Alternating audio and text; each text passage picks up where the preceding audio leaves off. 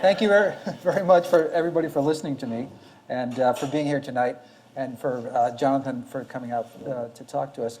The first thing I wanted to talk about, because I think most of us here in Maine are always intrigued by the fact that there are so many writers who seem to live in Maine in the summer but year-round. So I wonder what attracts writers to this state, like what's in the water. So I wondered specifically, Jonathan, what brought you to Maine? How did you find yourself in Maine, and for what reasons? Well, yeah, I began as a kid visiting the Ogunquit and Berwick area because my dad is a painter. He's turning 92 in September. He's still painting. Wow. And a lot of his close painting pals ended up teaching at USM. And we would come up from New York City and stay with them in North Berwick specifically. And so some of my first summer memories, Wells Beach and Ogunquit Beach were very early experiences for me. And I thought that southernmost part of Maine was the whole thing. That was my Maine initially. And, as a New York kid, you always have some kind of New England paradise that you dream of. And I used to go to Vermont and to the Catskills as well. So I had interest in anything north of the city and out, that was my dream of nature. But when my father left Brooklyn, sold the house we grew up in New York City, he bought a farmhouse in Berwick.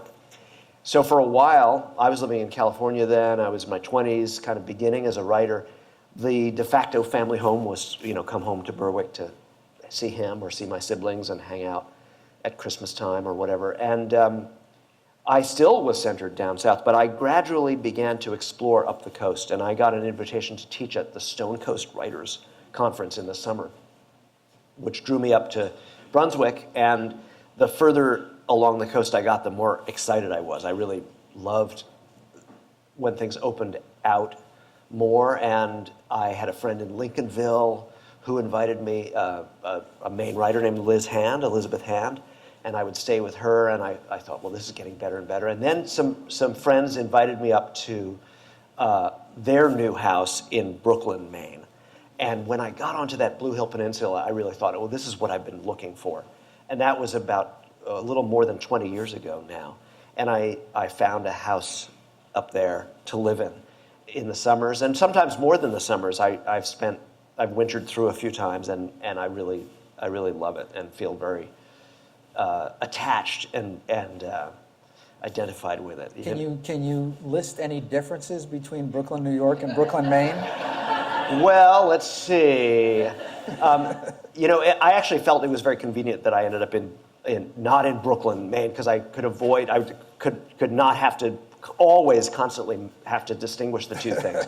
But no, I mean, everything is the first time I ever wrote about Maine, it was in Motherless Brooklyn. The characters escape quite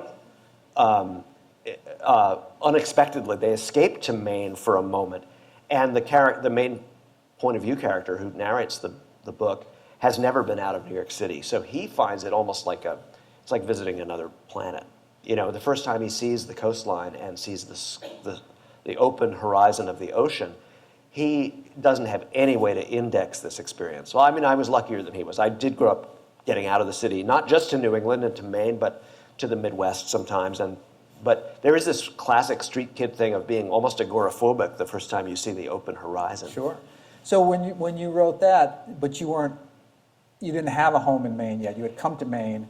I was coming up at that point. It was right in the thick of that moment when my dad was living in Berwick and I was teaching at Stone Coast. So looking back on that, do you look at that at all as your own sort of envisioning your escape at some point to Maine? Well, I don't know if I had developed the fantasy of being here the way I have been lucky enough to be for 20 years in this some parts of the year in this beautiful coastal spot.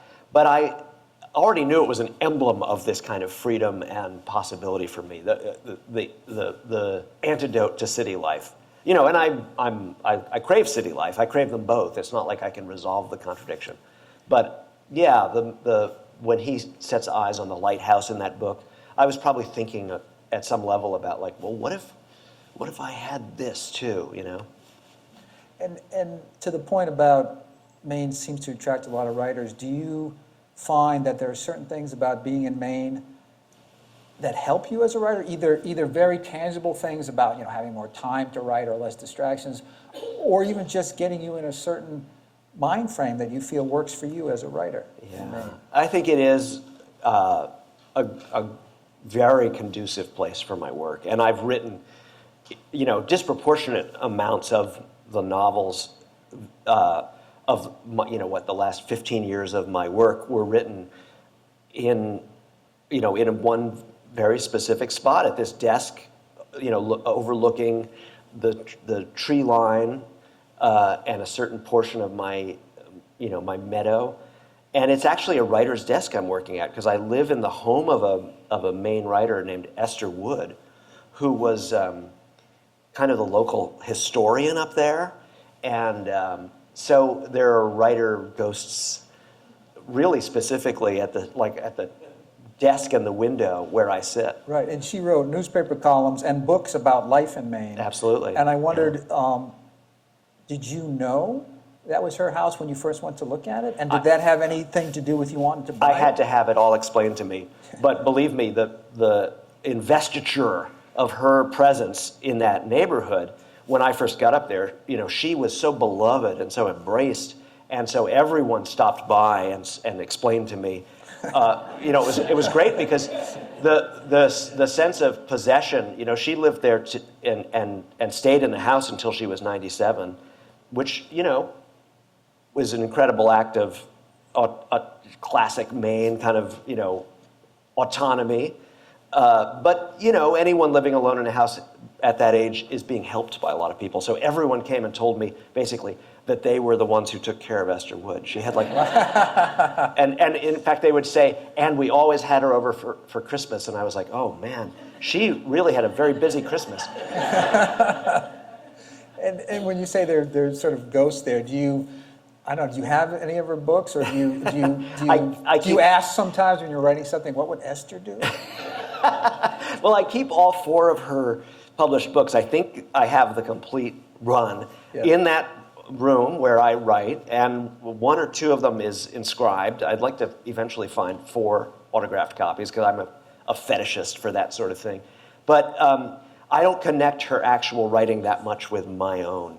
Right.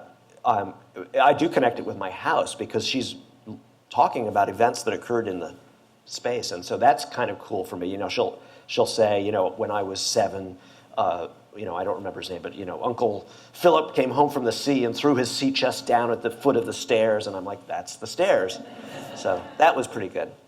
And you've set one of your books, The Arrest, in Maine, and it's kind of it's not a sort of small town Maine happy life book. It's a sort of a dystopian book, and I just wondered how you happened to come up with the idea to set that kind of a story in Maine, and if it's based on, I don't know, something unpleasant that happened to you in Maine, or?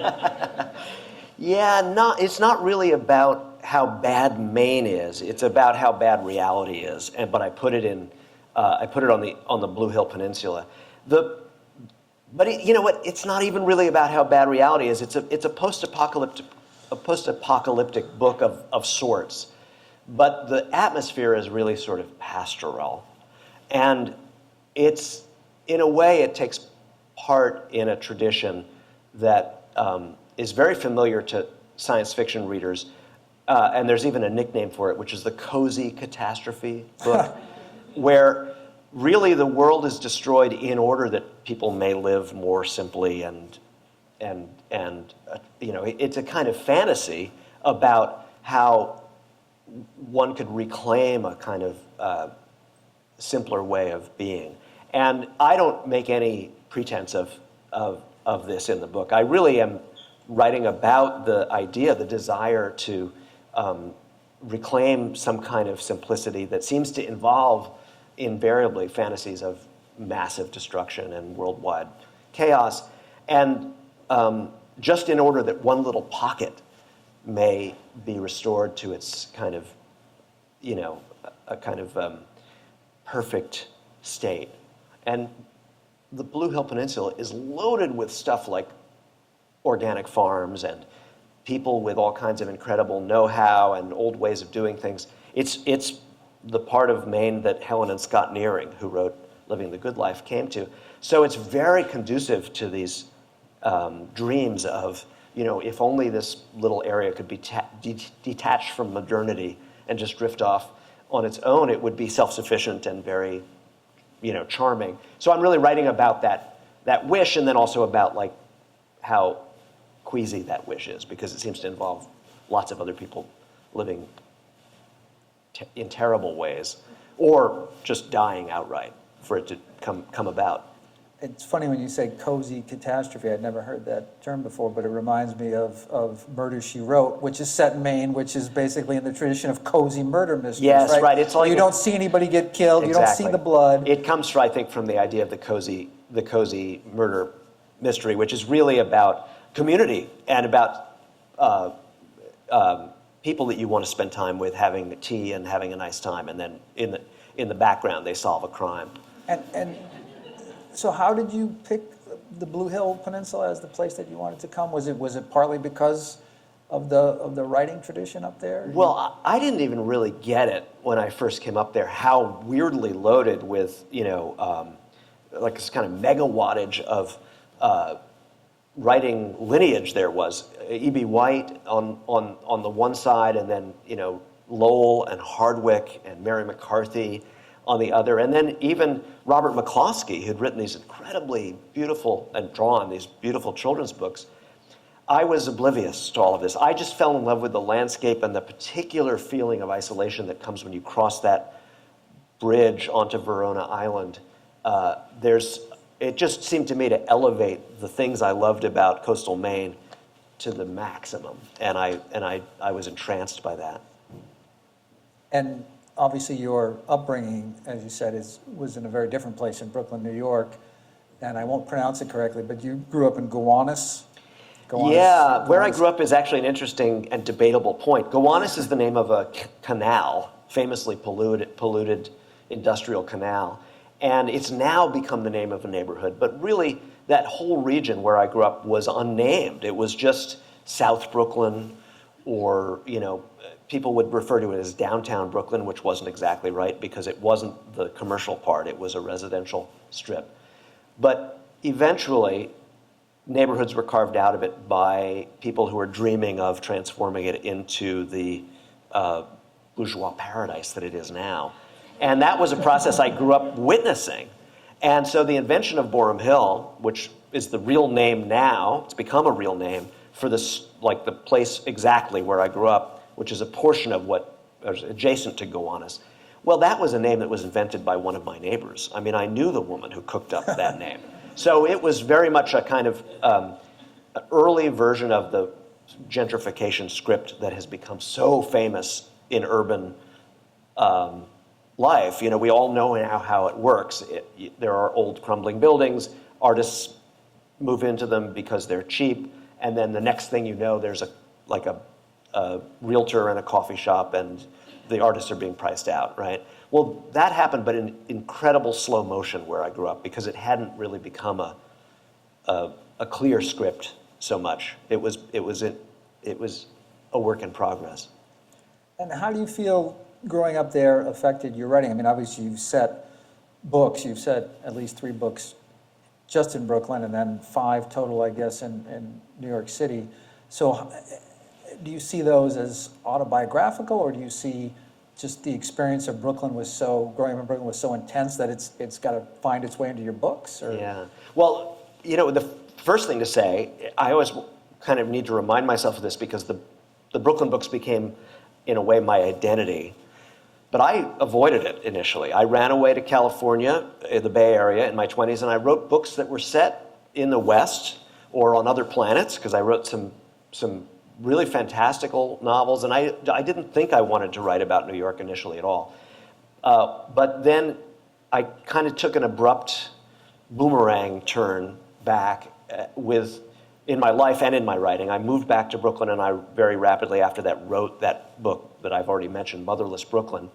And just after that, I wrote The Fortress of Solitude. And these 2 Brooklyn books in succession became I don't know, sort of, happily, it's great to have a signature thing. They became the books that people mentioned to me the most and probably, cumulatively read the most, and that's great. But writing about that place didn't seem obvious to me at first. It took a while because it was so conflictual and intense. I guess I could just say confusing to grow up there. I needed to detox psychically for a long time and also develop a lot of tools as an artist to make it a subject that I could feel capable of processing in the writing. And then I did it, and it was so rewarding that I've done it intermittently over and over again. My most recent published novel after the arrest is a Brooklyn crime novel, which kind of recasts the gentrification of Boerum Hill again in new terms. You asked if they're autobiographical. Well, I think, of course, helplessly, they're that. But I think finding ways to take myself increasingly out of the picture and to write about other people's lives has become the great task. And that's what I'm proudest of about Brooklyn Crime Novel, is it's very personal to me, but it's also really a kind of collective, almost oral historical project where there's lots of other viewpoints on the scene and situation of Brooklyn in the 70s and 80s as it gentrified. So is some of that, I don't know, from your family history too, just that your family lived there longer than you? Well, my mother grew up in Queens, and so she was really a street kid too, and a public school, New York City public school kid, and a lot of transmission of that legacy. She went through that in the 40s and 50s, and then, I was going through that in the 70s and 80s. But my father was from the Midwest and came to New York. He, as I said, is a painter, and so it's the classic migration for an artist to want to come to the metropolis and try to, make it there. So I had both elements. He was never really a comfortable New Yorker. I think he was there because of my mother and because he was painting. And as you've been writing about it, what are some of the things that, I don't know, do you go back there and have noticed, you talked about the gentrification, but... It's overwhelming, yeah. The transformation is boggling. And I go back and I'm always so struck. I mean, I spend time there, and I've got friends who still live there, and I write about it, so I have to engage. But I'm really like a walker through the past in many ways. I see the past everywhere I go. So understanding or even believing what it's like now can be quite difficult for me. Do you think you'll keep writing about it, or are you done with Brooklyn? I don't know. Brooklyn Crime Novel was a kind of an attempt to exhaust the subject. It's really like as if I want to leach the toxin permanently from my body. It's a very conflictual, very large gesture. Where I sort of try to say everything I know about it. But on the other hand, 20 years previous to that, with The Fortress of Solitude, I felt the same way. I felt that I was finishing with the borough when I wrote that book, and so I was wrong. So I don't know. So let's talk a little bit about how you became a writer. Some people can trace a specific moment and say, that's when I wanted to be, whatever I ended up being. Had you always wanted to be a writer, or do you remember when you started to think about being a writer? My genesis was peculiar in that because of my father's painting, and because I kind of inherited a facility, I grew up making drawings and paintings, and his hand-eye coordination passed on to me so I could impress grown-ups really readily with that. I was a little art prodigy kid. I had this first creative identity that I was going to be a visual artist. And I held on to that because it was pleasing to me, and I think familiar to me, and I was watching my father in the studio every day, and so I went to a special high school for the visual arts, and I loved doing that. But I was also always a really voracious reader, and in some ways preparing almost semi-consciously for a life as a writer. I was so interested in stories, and there were things I wanted to do that the visual arts couldn't do. I wanted to work with language and characters and make things that move through time. So I was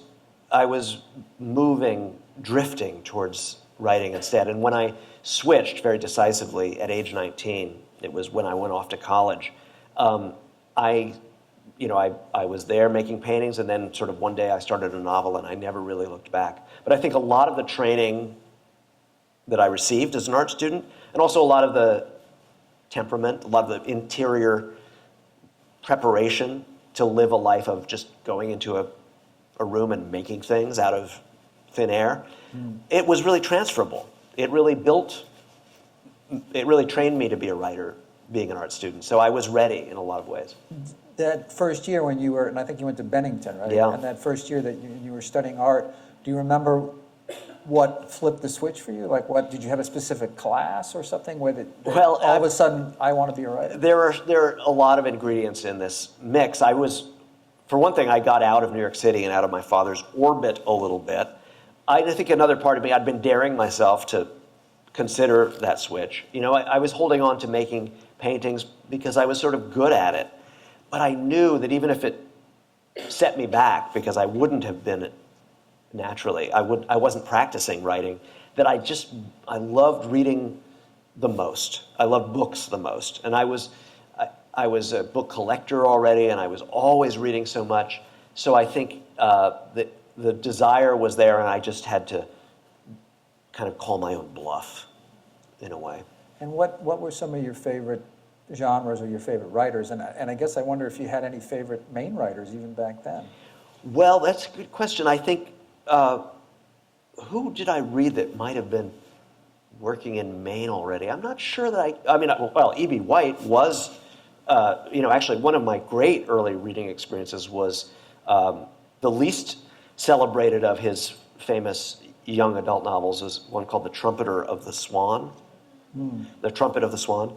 And I read that, is extremely galvanizing experience. I read it in the hospital. When I was age 11, I spent a few weeks in the hospital with an injury and was very bored there because I was just bedridden, but I was, I had my wits about me, so I was just watching daytime TV and then drawing on a pad with these magic markers, and I was reading the books that people brought me, and someone brought me that E.B. White book. So that was a very meaningful experience. But among my early influences, the books that really lit me up, I always list Raymond Chandler. I was reading crime novels and early on, and Shirley Jackson, who connected to New England and weirdly connected to my college to Bennington, eventually. Yeah. I didn't know that when I applied to go to Bennington, that I would end up living in North Bennington, which was like the town where the lottery is set. That was just uncanny. But other favorites, I was reading a lot of science fiction, but I latched on to Franz Kafka very early, and he's been an important writer for me continuously. Graham Greene, who I still feel taught me a lot about the basic architecture of how a novel is shaped and how it feels, the proportions of a book. I think about his novels as models in that way. But I read very, very widely. There were lots of things that I read avidly for a little while and then forgot about them. Lots of writers who were a favorite for 10 minutes. Some people I go back to and try to figure out what I was finding in their pages, and it's a wonderful surprise. It's delightful. And other times I'm like, I can't believe I cared about that book. You probably don't want to name those. I'll leave those out. Okay. Yeah.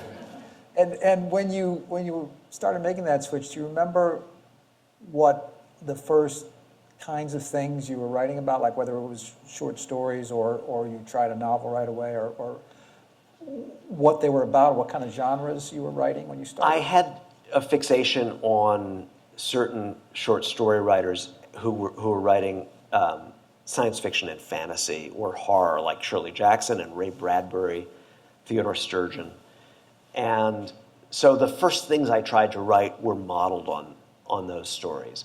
I mean, I wasn't into science, and I couldn't do the hard science work that a serious science fiction writer would do. So they were more like Ray Bradbury stories, sort of dreamlike, fable-like, lyrical, fantastical stories. But I would set them on other worlds, and or there would be fantastical occurrences or doppelgangers, and when I first tried to write a full-length novel, it was in that vein too. The thing I began in the middle of my first year of college. And what made you decide to not go that route with your early? Well, I sort of did. I published a lot of stories initially in science fiction magazines, and a number of my early novels are pretty fantastical. And then I circled back to it. I mean, when we speak of The Arrest, that's really set in a kind of an imaginary future landscape with impossible goings on, even though it's also very set in the prosaic reality of East Blue Hill.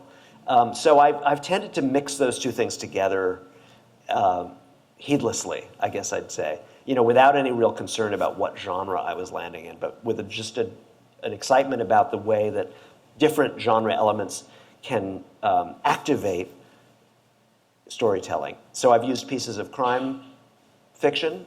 A couple of my books conform to that description pretty. I mean, Motherless Brooklyn is really a detective story, and so is a book called The Feral Detective. And I've definitely used elements of science fiction sporadically through my work. I haven't ever really let go of that stuff. Do you feel that it's more enjoyable, I guess, or challenging even for you to write that way without defining the genre and mixing elements of the genre, whereas some writers are, they write a straight detective story, they write a straight mystery? Yeah, I guess it reflects just my appetite and my excitement. I don't think of it as a kind of a program or a challenge I've set for myself, so much as these are the things that turn me on. And I just want to reflect them and incorporate them and hold them up to the light. When I use an influence really directly, which I do often, like whether it's an attempt to write something that's sort of like Philip K. Dick or sort of like Raymond Chandler or sort of like Franz Kafka or whomever, and there have been lots of different examples. It's really an attempt to put my reading life and my writing life in one place, to make them into a single thing. And we were talking about your father being a painter and you starting out being good at art and creative. What was that like when you told him that you were not going to be an artist? Was it any big deal to him, or was I think it it not actually a big deal? was a big deal briefly, because it was so meaningful to him that I was so devoted to his own practice, and I'd been doing it literally in kind of inside his studio, learning from my teachers, but also from my father. But within a few years, as I began to find my voice, because also the other thing was it was a setback. I wasn't very good at writing right away because you need to practice a craft for a while, and I was kind of bad at it. So he wondered what I was up to, like I'd made a weird diversion from a craft I'd already been devoted to. But once I began to publish my work, and he began to read it, and also I think he began to hear me talk about it, he suddenly, I think, saw the continuity, that it really was, in a sense, one thing, and that I was a product of growing up working on paintings and sculptures. It's just I'd switched gears in terms of format and medium, but I was still expressively creating myself in a way that was very strongly connected to his own work. And you've been in Maine about 20 years now? You've had the house I've in been Blue Hill? part of the community up in on the East Blue Hill, in Esther Wood's house for 20 years. It's incredible. Yeah. And do you see yourself writing about Maine again at some point, or setting even pieces of a book here? I think it's very likely that I would end up doing it. I really only have that one extreme example in the novel, The Arrest, and that one funny chapter in Motherless Brooklyn. And I can't predict exactly how I might engage with it again, but it seems very likely that I will. And besides writing, when you're here in the summer, what are some of the things you like to do? What are some of the things that keep you coming back? Well, I always say this to people who aren't familiar with the terrain, that I swim in the ocean, and they think it's an incredibly macho, that it's kind of a brag. But actually, the coast is so irregular and so broken up by islands, so flat that you can get in the water up there really easily. And I do try to do that every day that it's warm enough out to want to. I love to get into the ocean.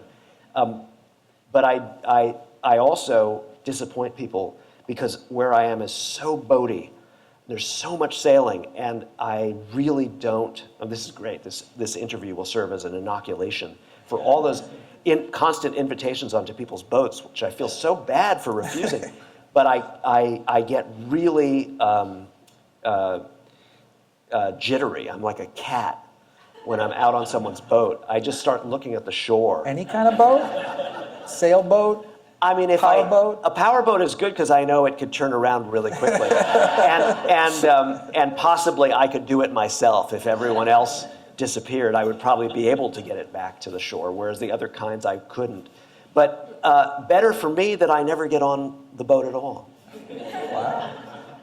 I think you're onto a plot, a storyline about a guy who moves to Maine and won't go on a boat. I mean, that could be something. I mean, if the boat has a purpose, if there's an island, I think for me. It's a part of my urban sensibility that I want to be going somewhere. Right. A boat just kind of, I don't know where it's going. You're supposed to be really glad to be not going anywhere. Right. That doesn't sound like a New York thing to do. Is there any kind of a book or story that you haven't written that you'd like to try? I know you talked about how there are pieces of different genres in your books, but I don't know, a certain kind of story or a certain kind of book that... I love that question because I really have, at some level I realized I was so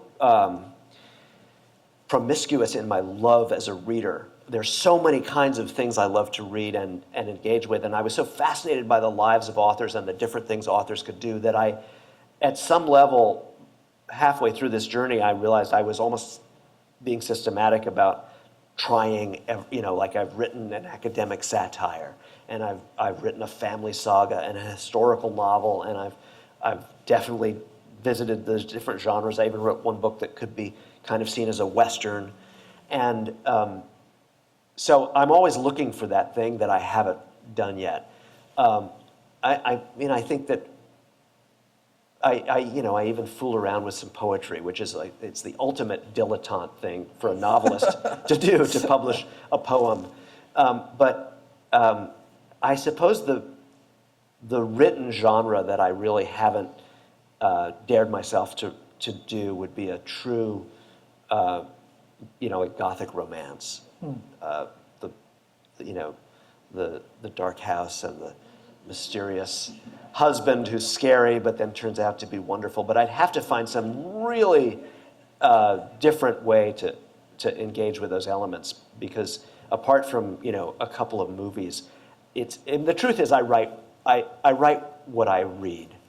So I have to really respond to things as a reader.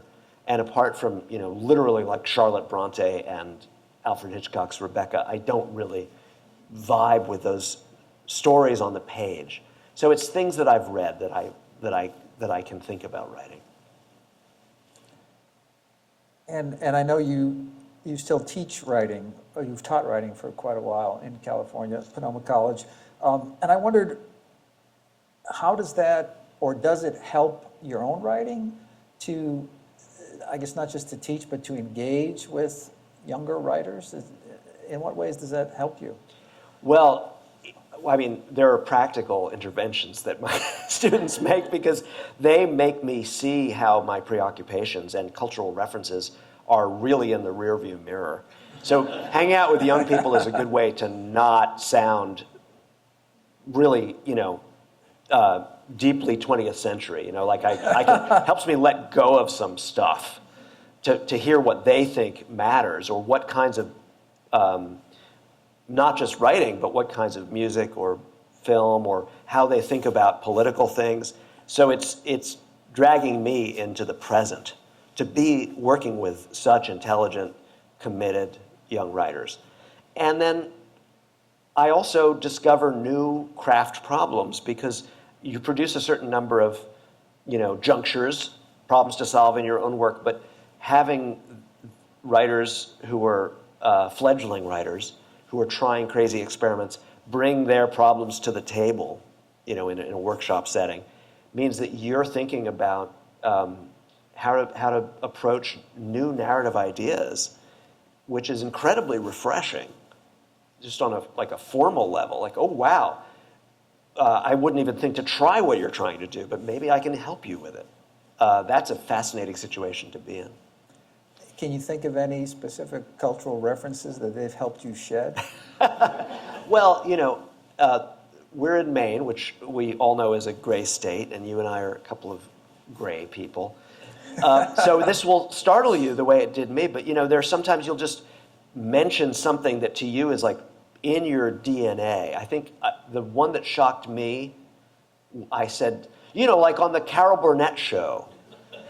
Right. And there's this flat eyes, like a shark's eyes, that the entire classroom has taken on, and you're like, you don't know who I'm talking about, do you? Yeah. And it's so basic, but then you think, well, right, it's not being replenished, it's not being reinvigorated. There's no reboot of the Carol Burnett show. Why would they care about this? It's not for them. It's just in my brain. And when I die, and all the people my age die, Carol Burnett is going into the archive, We had an intern at the paper this summer that was asked to write a story about Dan Fogelberg's estate.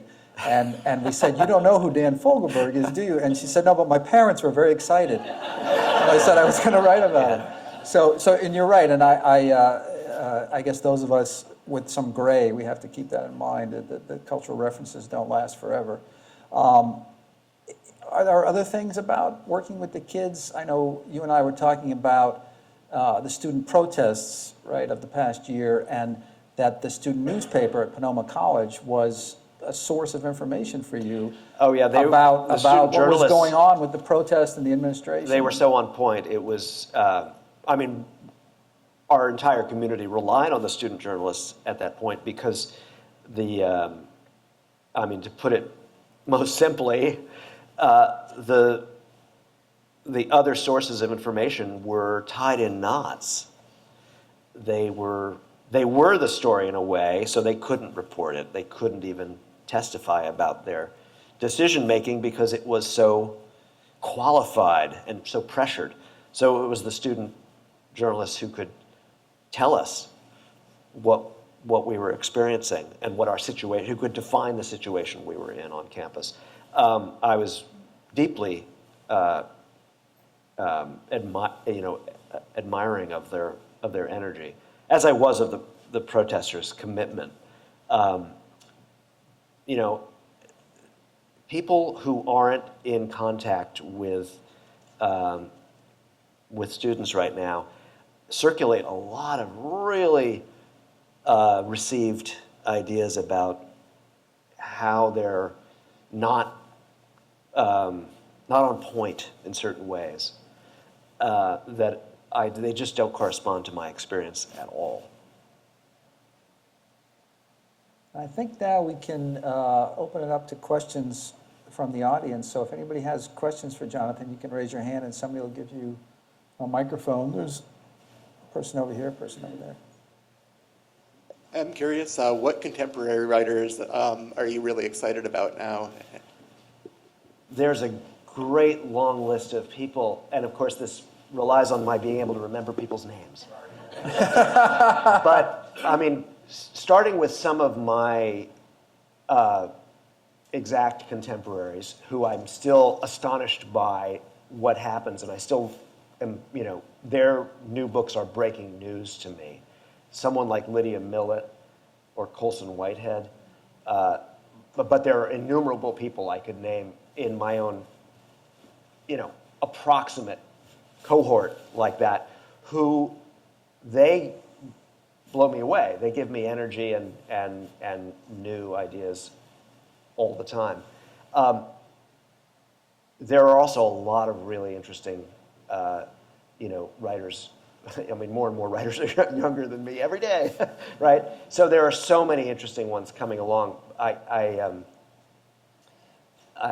trying to think of a really a recent example. Lucy Ives is someone I'm reading really avidly, we're blessed. I think it's an amazing time for writing. There's a tremendous amount of activity, and there are also,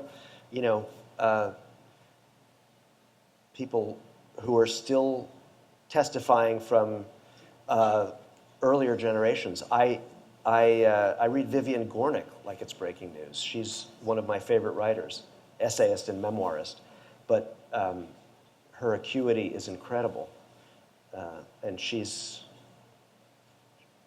I don't know, she's old enough to be my mom, and I'm not young. Anybody else? I got chosen. I do have a question, but first I want to reminisce about my last 2 times seeing you and hearing you. I can't wait. So I think one was 17 years ago at the Berkeley Carroll School. Oh, wow. I was the school psychologist. My daughter was in 10th grade, and the 10th graders read Motherless Brooklyn. And you came and spoke to, nobody believes this stuff. This is good about living in Brooklyn. Like you could have a writer walk in every day. You spoke to a class of 20. You gave your time, not to a big auditorium, and that was greatly appreciated. I'll just say, Do you remember? when I wrote, I do remember going to the Berkeley Carroll School because that place was such a specific site. But it's also the case that in the period when I wrote Motherless Brooklyn and then Fortress of Solitude, because portions of both of those books were set in New York City, grade schools and middle schools, Brooklyn specifically, I got all these invitations to be with kids. And I wasn't a professor then. So I was, and in some cases, like PS 29 or IS 293, I went back into schools where I'd been a student. And those were incredibly moving encounters for me. It was really, that was a huge gift. I actually had a great difficulty during those kinds of visits, not at some point breaking into tears, just to be in that situation with recall those you kids. being very serious in a good way, and like you were taking them seriously. Oh, that's nice. Thank you so much. The next time, I don't remember when it was, I don't remember which book, but it was at Beth Elohim with a group about 8 times the size of this. Remember Beth Elohim? I think, was I in conversation with Ben Lerner? Is that possible? Maybe, I yeah. think so. Talking about the feral Talking detective, about, yeah, I think. yeah, Or no, talking about A Gambler's Anatomy. That would have been the novel that was new then. yeah. I think yeah. I can reconstruct that moment too. Yeah. So I have a quick question now. I'm not going to take up the whole night. I'm in the middle of the arrest. I think you are also. I tried to calculate when you might have written it. And I thought it was he couldn't have pulled this together from when the pandemic started. You're right. It was an accidental quarantine novel. I wrote it just before all of the things shut down. And then it was like I'd made a completely wrong and completely right guess about what it would be like. Because on the one hand, I got the part where we were all stuck in our houses with our sourdough starter completely right. But on the other hand, in my book, there are no virtual technologies. And so the Zoom room part of what we experienced, the constant virtuality of everything, I ignored that completely in my prediction. In fact, I made it impossible because I took electricity away. So it was like a book that half predicted what we were about to experience. But you're right, it was all completely written before the COVID shutdown. Did you read Don DeLillo's COVID pandemic? Only later, because that came a bit later, yeah. Yeah. Yeah. All right, take this away from me. There's someone on this Over side, here. yeah. Has been very patient. I'm part of a book club with 12 middle-aged men, and we are reading Motherless Brooklyn. And I'm rereading it. I'm almost at the end. I'm in Maine, and it's been delightful. One of the things that stuck out to me was your reference to Prince and music throughout the novel. And I noticed that you edited a series on writing about music in 2002. And I'm wondering if you can speak about music in your own life and music in your writing and how it influences you. Thank you. That's a great question. Yeah, so I came to the process of writing about music or any other real cultural objects, like films or comic books, very, very late. Partly I think because I was trained as a painter, and then I moved to writing, I thought of writing as invention. I was going to make stories, I was going to make images and things that didn't exist.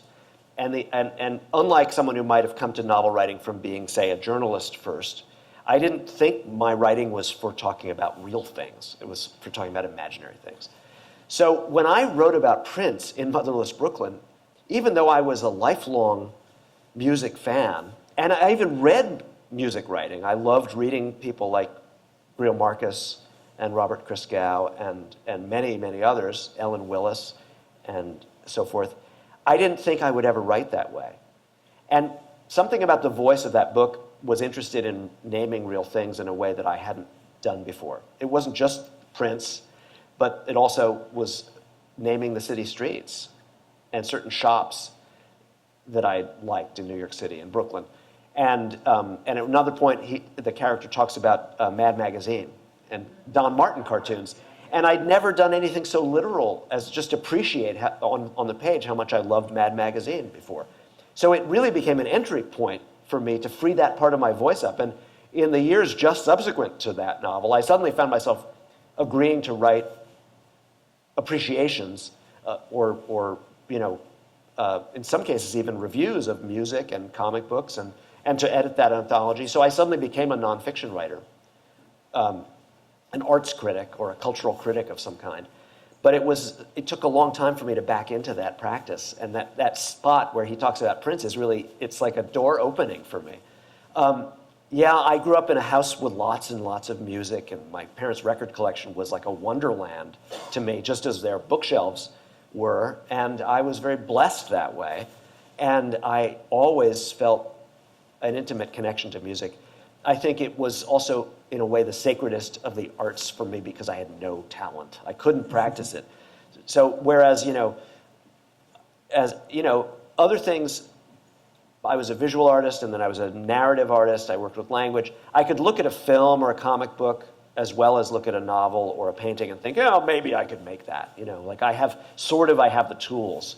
But music's very esoteric. It's like out there, unreachable. It keeps me humble as a fan. It's just like incredible for me to imagine making a record the way Prince, just like plays all the instruments. It's like he's a superhero.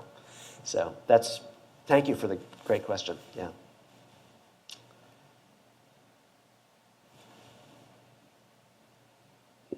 Oh, thank you. This is on a different note. It's an autobiographical book that you wrote, The Last Bohemians, and I have to write because it's a long title, Growing Up with My Father's Paintings. Yes. And I'm a New Yorker, and I lived in New York during the time that you wrote about. And I met your father, and I actually got a tour of his paintings in his barn, and he is a brilliant painter. What was the impetus for writing that book, which I thought was absolutely beautiful? Thank you so much. Well, so right, once I began to activate this voice where I could write about, I'm such a fan. I have such an appetite for things, books, records, paintings, and I've grown up in such intimate proximity with his painting. I was like, well, let me try to say what his paintings mean to me. Well, that's not a simple job, obviously. So that essay was a first attempt, and I've kind of gone there a few more times. I mean, this recent compendium, which is, I noticed there's a stack of them out here.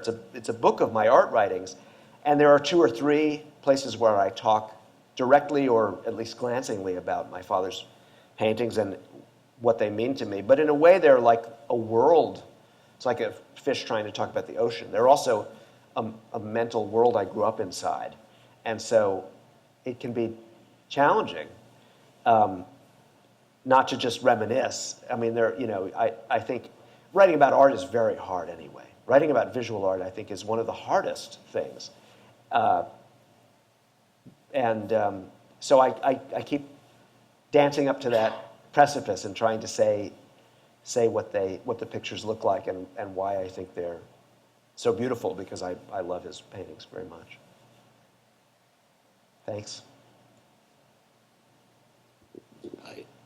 Following up on that music question, Fortress of Solitude had dozens and maybe hundreds of references to real songs. Did you kind of imagine that as the soundtrack to this novel? I've never encountered anything quite like it. Yeah, well, so... And it's a wonderful book, by the way. Thank you. One of my favorites. Thank you so much. Yeah, that book still means an enormous amount to me to have written, and it took this door opening, the one page about Prince, for me to also incorporate direct reference into the fiction, and then it was like a floodgate.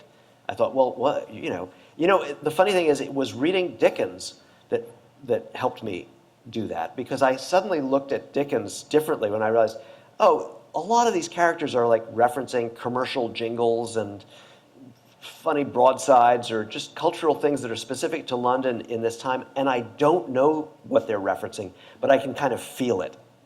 So it might be okay if I just name all the stuff I love, as long as I put the feeling in and the feeling transmits. It doesn't matter if it's opaque. Someone might know that, let's say, Syl Johnson is a real soul singer, and someone else might think I made him up, and it doesn't really matter. If I just make it part of the texture of the world that the characters live in and are intimately engaged with, it'll convey what it means to me. Do you want us to imagine these songs interrupting the reading as we go? Sure. I mean, I think a novel is a funny thing. It pretends to be so unified or complete unto itself, but it's made of reference. Even when you try not to, language is itself, impure. It's loaded with cultural specifics, temporality, pieces of other languages, and that's why novels, even great ones, date so totally. Sometimes that's a very rich kind of dating, and you can immerse yourself in the past as a result, but also they become more and more opaque, because it's not like Beethoven making a symphony or an abstract expressionist working in paint. It's full of reference no matter what you do. It's entrenched in these specifics. So I thought, okay, let's just let the dam burst and have you hear the songs in your head. If you know them, yeah, they'll interrupt, sure.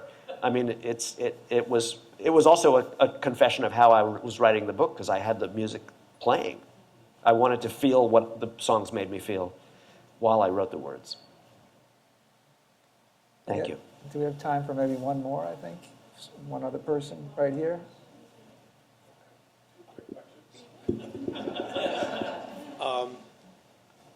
What's the best post-apocalyptic novel in your mind?